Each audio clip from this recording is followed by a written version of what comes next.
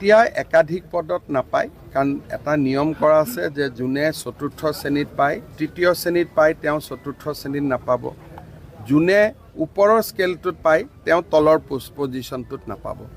গতিকে এইবাৰ যাতে তেনেকুৱা ধৰণৰ ডাবল কেণ্ডিডেট নহয়, তাৰ বাবে এইবাৰ বহুতখিনি ব্যৱস্থা গ্ৰহণ কৰা হৈছে। এইবাৰ কেণ্ডিডেট লাভ হয়, নহ'লে 1-1.5 হাজাৰ ল'ৰা ছোৱালীয়ে ডাবল পায়।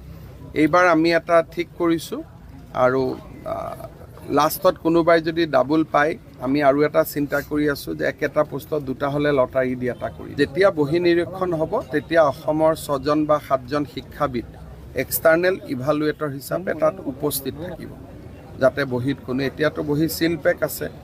চিলৰ প্ৰথমবাৰৰ বাবে হ'ব নেকি ছাৰ? যোৱাবাৰো আমি কৰিছোঁ। অইন ঠাইত কৰা দেখা নাযায়। ভাৰতৰ অইন ঠাইত নাই, ভাৰতৰ অইন ঠাইতটো লুকাই লুকাই কৰে।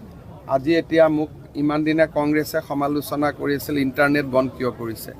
আজি ঝাৰখণ্ডত কংগ্ৰেছ চৰকাৰে পৰীক্ষা পাতিছে, আজি তেওঁলোকে অসমৰ পৰা শিকি ইণ্টাৰনেটটো বন্ধ কৰি দিছে। যোৱাকালিলৈকে যি কংগ্ৰেছ দলে সমালোচনা কৰি আছিল ইণ্টাৰনেট কিয় বন্ধ কৰিছে, আজি ঝাৰখণ্ডত কংগ্ৰেছ চৰকাৰে অসমৰ পৰা শিকি পৰীক্ষা হৈ থকা সময়ছোৱাত ইণ্টাৰনেট বন্ধ কৰিছে। তাৰমানে অসমে আজি দেশক ৰাস্তা দেখুৱাই আছে। এই অভিযান চলি থাকিব ছাৰ, আপোনাৰ নিকা কৰা অভিযান চলি থাকিব। এপইণ্টমেণ্ট গণ্ডগোল নাই, বিশেষকৈ এতিয়া অক্টোবৰৰ পৰা পুলিচৰ নিযুক্তিও হ'ব। ইয়াত বেলেগ কথা একো নাই, চব ল'ৰা ছোৱালীয়ে ভাল কৰি চাকৰি পালে হ'ল।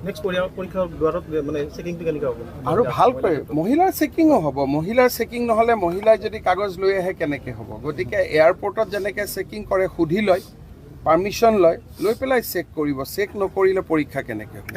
একাধিক পদত নাপায়, কাৰণ এটা নিয়ম কৰা আছে যে যোনে চতুৰ্থ শ্ৰেণীত পায়, তৃতীয় শ্ৰেণীত পায়, তেওঁ চতুৰ্থ শ্ৰেণীত নাপাব। যোনে ওপৰৰ স্কেলটোত পায়, তেওঁ তলৰ পজিশ্যনটোত নাপাব। গতিকে এইবাৰ যাতে তেনেকুৱা ধৰণৰ ডাবল কেণ্ডিডেট নহয়, তাৰ বাবে এইবাৰ বহুতখিনি ব্যৱস্থা গ্ৰহণ কৰা হৈছে। এইবাৰ কেণ্ডিডেট লাভ হয়, নহ'লে 1-1.5 হাজাৰ ল'ৰা ছোৱালীয়ে ডাবল পায়। এইবাৰ আমি এটা ঠিক কৰিছোঁ, আৰু লাষ্টত কোনোবাই যদি ডাবল পায়, আমি আৰু এটা চিন্তা কৰি আছোঁ যে একেটা পোষ্টত দুটা হ'লে লটাৰী দি এটা কৰি। যেতিয়া বহি